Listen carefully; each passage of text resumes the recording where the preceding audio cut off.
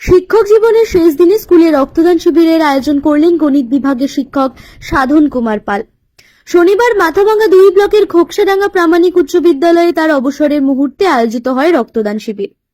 সহকর্মী, প্রাক্তন ও বর্তমান ছাত্ররা মিলে মোট 35 জন রক্তদান করেন।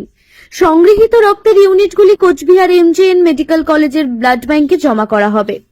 সাধনবাবু জানান, ছাত্রদের রক্তদানে উৎসাহিত করাই তার উদ্দেশ্য। বিদ্যালয়ের শিক্ষক, প্রাক্তনী ও অভিভাবকদের একসঙ্গে পেয়ে তিনি আনন্দিত। বিদ্যালয়ের প্রধান শিক্ষক সুদীপ কুমার চক্রবর্তী জানান, অবসর গ্রহণকারী শিক্ষকের সমাজ সেবার প্রতি আগ্রহ থেকেই এই আয়োজন। রক্তদান শিবিরের মাধ্যমে তার অবসরকে স্মরণীয় করে রাখা হলো।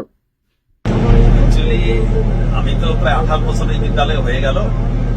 প্রাক্তন ছাত্র, অভিভাবক মিলে একটা অনেক বড় পরিবারের সাথে আমি যুক্ত হয়ে পড়েছি। অবসরের সময় আসলে একটু নস্টালজিয়া আমাকে পেয়ে বসেছিল। মনে হচ্ছিল সবার সাথে যে দেখা সাক্ষাৎ হয় বিদ্যালয়ের প্রাঙ্গণে, এটা আমার মনে যাওয়ার সময় আমার একটা বড় প্রাপ্তি হবে, এটা আমার মাথায় ছিল। স্কুল থেকে দীর্ঘদিন ধরে রক্তদানের একটা আয়োজন করার মতন একটা ভাবনা চিন্তা হচ্ছিল। দুটো ভাবনা একসাথে হয়ে গেছে, তারই ফসল হচ্ছে আজকের রক্তদান শিবির। প্রচুর প্রাক্তন ছাত্রছাত্রীরা এসছে, তারা স্বেচ্ছায় রক্ত দিচ্ছে, এটা আমি মনে করি অনেক বড় ব্যাপার। বিশেষ করে স্কুলের মধ্যে রক্তদান শিবির, স্কুলের প্রধান শিক্ষক আজকে রক্তদান শিবির রক্ত দিচ্ছেন, মাস্টারমশাইরা দিচ্ছেন। স্কুলের ছোট ছোট ছেলেমেয়েরা বিশেষ করে এর থেকে প্রেরণা পাবে, ফিউচার ডোনার সেখান থেকে তৈরি হবে। এটাও কিন্তু আমার এই আয়োজনের পিছনে একটা অন্যতম উদ্দেশ্য ছিল, যে স্কুলে হোক, অন্তত ভবিষ্যৎ নাগরিকরা, তারা শিক্ষক, তারা জানুক যে না, রক্ত দেওয়া যেতে পারে, তাতে কোনো ক্ষতি হয় না।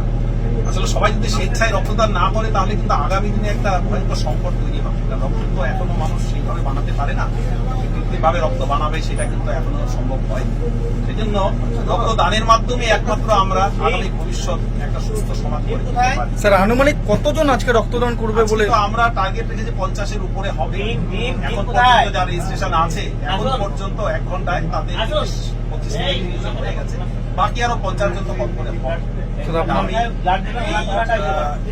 আজকে সংবাদ প্রতিবেদনের মাধ্যমে সমস্ত খোকসাডাঙ্গাবাসীকে আমি ধন্যবাদ জানাই।